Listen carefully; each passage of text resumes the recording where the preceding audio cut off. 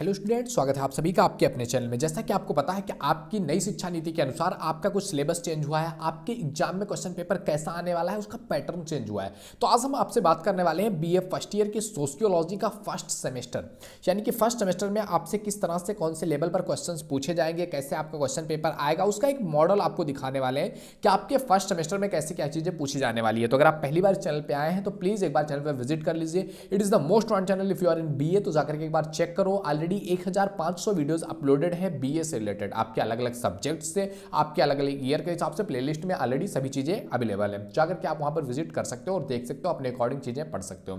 तो आओ स्टार्ट करते हैं, आपका टाइम ना वेस्ट करते हुए। आपका देख सकते हो यहाँ पर बीए फर्स्ट ईयर सोशियोलॉजी नई शिक्षा नीति के अनुसार क्या आपका मॉडल पेपर होने वाला है, कैसे इस समय जो आपका सेमेस्टर एग्जाम्स होने वाले हैं जनवरी लास्ट तक, फरवरी स्टार्ट में, एंड मैक्स टू मैक्स आपका फरवरी लास्ट तक आपके सभी सेमेस्टर एग्जाम्स हो जाएंगे फर्स्ट सेमेस्टर के। ओके दोस्त, तो कैसे आपके एग्जाम्स में पेपर पूछे जाएंगे नई शिक्षा नीति के अनुसार, नई शिक्षा नीति के अनुसार क्या क्या चेंजेस आया है उस पर हम डिस्कस करने वाले हैं। तो चलिए स्टार्ट करते हैं। देखो, नई शिक्षा नीति के अनुसार आया हुआ है कि आपके जो पेपर्स होंगे वो लिखित होने वाले हैं। कुछ एक यूनिवर्सिटीज को छोड़ करके आपका जो पेपर होगा फर्स्ट सेमेस्टर का या सेकेंड सेमेस्टर का, वो क्या होने वाला है, लिखित होने वाला है। एंड क्वेश्चन पेपर उसमें किस तरह से पूछे जाएंगे, तो क्वेश्चन पेपर पूछे जाएंगे लिखित रूप में, और वो 3 टॉपिक्स में आपका क्वेश्चन पेपर डिवाइड होगा, जिसमें आपका पहला टॉपिक होगा आपका, जैसे यहाँ पर देख पा रहे हैं, खंड का। इस तरह से आपका टॉपिक होगा और उसमें होगा कि सभी प्रश्न, जितने भी क्वेश्चन उसमें दिए जाएंगे, सभी प्रश्न अनिवार्य होंगे और ये अति लघुत्तरीय प्रश्न होंगे। अति लघुत्तरीय प्रश्न में आपको आंसर देते समय 50 वर्ड्स में इसका आंसर देना होगा, 50 वर्ड में इसका चूज करना होगा। और इसमें आपका जो अति लघुत्तरीय क्वेश्चन है जो आपका खंड का है, इसमें 10 क्वेश्चन आपसे पूछे जाएंगे एंड 10 के 10 के आपके आंसर देना होगा। आपको इसमें भी कोई ऑप्शनल नहीं मिलेगा कि हाँ ये चीज़ नहीं दूसरा आप कर सकते हो, ऐसा नहीं है। 10 के 10 के आंसर आपको देना पड़ेगा।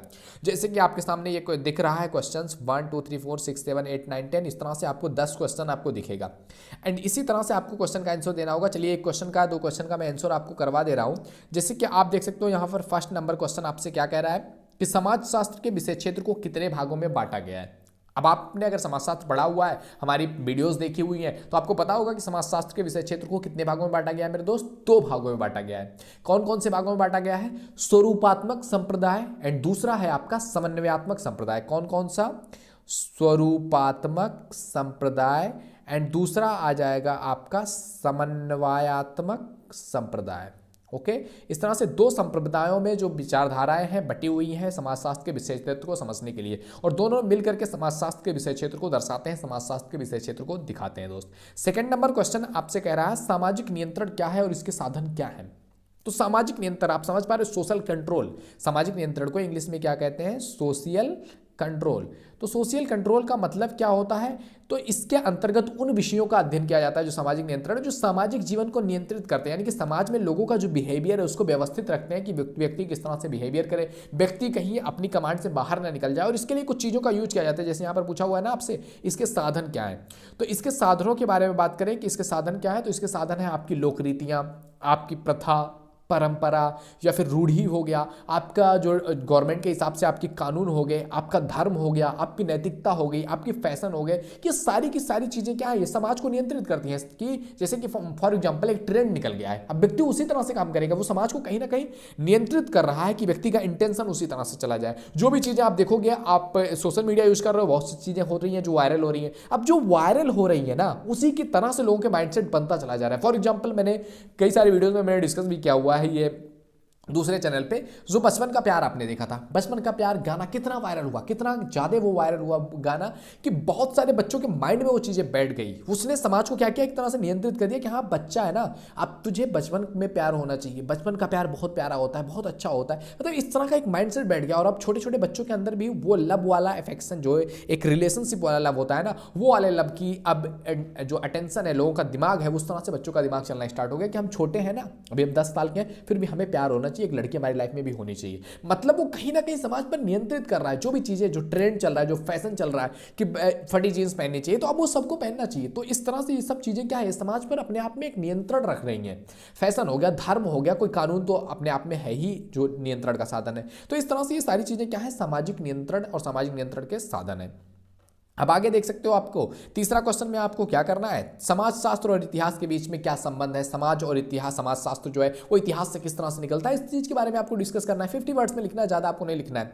इसके बाद अगला है आपका सामाजिक बोध क्या है, समिति क्या है, समुदाय क्या है, इसकी विशेषता बतानी है। इस तरह से आपको क्वेश्चंस में देखने को मिलेगा एंड सभी के आंसर आपको देने होंगे। सभी पॉइंट्स पर, जितने भी पॉइंट्स आपको दिख रहे हैं सभी पर मेरे वीडियोस ऑलरेडी अवेलेबल है। आप जाकर के पूरा आप बीए फर्स्ट ईयर की सोशियोलॉजी का प्लेलिस्ट देख सकते हो, ये सारी चीजें आपको वहां पर मिल जाएंगी। इसमें आपके क्वेश्चन आ सकते हैं, परिवार क्या होता है, परिवार के प्रकारों को स्पष्ट कीजिए, धर्म व सामाजिक महत्व क्या है वो बताइए, प्रथा क्या होती है, इसकी इंपॉर्टेंस क्या है। बस आपको 50 वर्ड में इस चीज को व्यक्त कर देना है। ओके मेरे दोस्त। एंड इसके बाद ये आपका देख सकते हो ये खंड का था जिसमें 50 वर्ड आपका अति लघु उत्तरीय क्वेश्चन था। एंड इसके बाद सेकेंड पार्ट आता है आपका खंड खा। खंड खा क्या होता है, खंड खा में आपका लघु उत्तरीय क्वेश्चन पूछा जाता है। तो खंड खा क्या कह रहा है कि इनमें आपको 5 प्रश्नों को हल करना है। इसमें आपके 8 क्वेश्चंस पूछे जाते हैं जिनमें से 5 क्वेश्चन आपको हल करना होता है और एक एक क्वेश्चन का आंसर आपको 200 वर्ड्स में देना होता है, जो कि आपका लघु उत्तरीय क्वेश्चंस होते हैं, उसमें आपको ये चीज करना होता है। ओके दोस्त, तो आओ देखते हैं इसमें जो आपका पहला क्वेश्चन जैसे आपको देखने को मिल रहा है कि सामाजिक स्तरीकरण के प्रमुख स्वरूपों को संक्षिप्त में विवेचना कीजिए कि सामाजिक स्तरीकरण कैसे होता है। तो आपको इसका आंसर देना है कितने वर्ड्स में, 200 वर्ड्स में आपको इसका आंसर देना है। तो सामाजिक स्तरीकरण के बारे में बात करें कि समाज में आपके स्तर के हिसाब से अलग अलग समाज किस तरह से बढ़ता है, किन कारणों से बढ़ता है, उसके बारे में हमें बात करना है और इसके प्रमुख स्वरूपों को आपको संक्षिप्त में बताना है। बहुत ज़्यादा इसमें नहीं, 200 वर्ड्स में आपको बात करना होगा।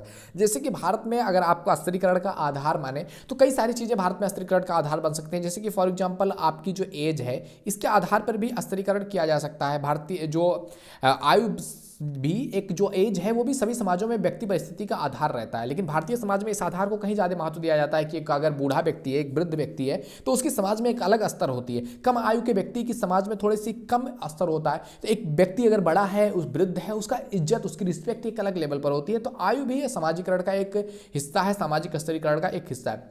सेकेंड बात कर सकते हैं आप इसमें जाति भी सामाजिकरण का एक हिस्सा है या सामाजिक स्तरीकरण का हिस्सा है। इसके आधार पर भी समाज को अलग अलग माना जाता है। कुछ जातियाँ होती है जिनको प्रतिष्ठित माना जाता है, कुछ जातियां होती हैं जिनको डाउन थोड़ा सा समझा जाता है। लिंग भेद भी होता है, लिंग के आधार पर भी ये भेद होता है। पुरुष प्रधान समाज में होने के कारण भारत में पुरुषों को जन्म से ही स्त्रियों से ऊंची स्थिति प्राप्त होती है। साधारणतः यह माना जाता है कि पुरुषों की तुलना में स्त्रियों का जो शरीर है शारीरिक रूप से वो दुर्बल होती हैं और उनके अनुभव की पुरुषों में कमी होती है। तो इस तरह से चीज़ें हैं, लिंग के आधार पर भी अलग होते हैं। एंड कौन से आधार पर स्तरीकरण किया जा सकता है, और स्तरीकरण हो सकता है व्यवसाय के आधार पर। कोई कुछ तरह का व्यवसाय कर रहा है, कोई दूसरे अलग तरीके के व्यवसाय कर रहा है, तो उसके आधार पर भी स्तर हो सकता है। किसी का व्यवसाय जो है वो धर्म से रिलेटेड है तो उसको समाज में बड़ी इज्जत मिलती है। कोई अगर किसी का व्यवसाय ऐसा है जो धर्म के खिलाफ जा रहा है या समाज को जो है गलत इन्फ्लुएंस कर रहा है, तो उसकी जो इज्जत है वो धीरे धीरे कम होती चली जा रही है। तो व्यवसाय के आधार पर भी व्यक्ति की स्तरीकरण हो सकता है। शक्ति के आधार पर भी स्तरीकरण हो सकता है। इसके बाद एजुकेशन की, आप कितने एजुकेटेड हो, शिक्षा हो, उसके आधार पर भी आपका स्तरीकरण किया जा सकता है कि आप एजुकेटेड हो या नहीं हो। आपके पास जो है पैसे कितने हैं, आपकी संपत्ति कितनी है, इसके आधार पर भी वर्गीकरण किया जा सकता है।